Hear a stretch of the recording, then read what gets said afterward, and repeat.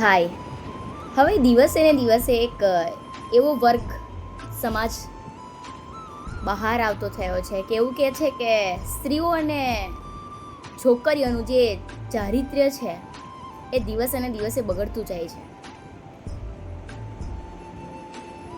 પણ મારું એમ પૂછવું છે એ દરેક સમાજ વર્ગને કે શું તમે ત્યારે સૂતેલા હતા કે પછી અશિક્ષિત હતા કે પછી કંઈ બોલવા જ નહોતા માંગતા કે પછી જે થઈ રહ્યું છે એ બસ થવા દેવા માંગતા હતા?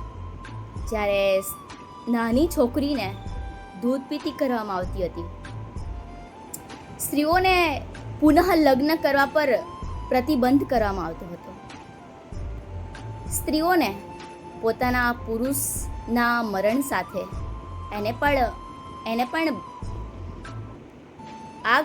આગમાં બેસાડી દેવામાં આવતી હતી.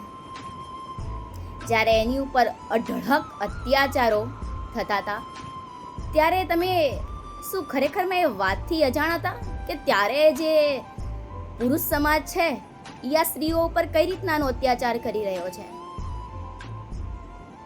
કોઈ પણ સ્પ્રિંગ હોય એને તમે જેટલી દબાયા રાખો એટલી ઉછળીને પડે. એટલે એ જે સ્ત્રીઓ હતી, એ જે છોકરીઓ હતી, સહન કર્યું. પણ જાત તો છોકરીઓની ને, જાત તો સ્ત્રીઓની.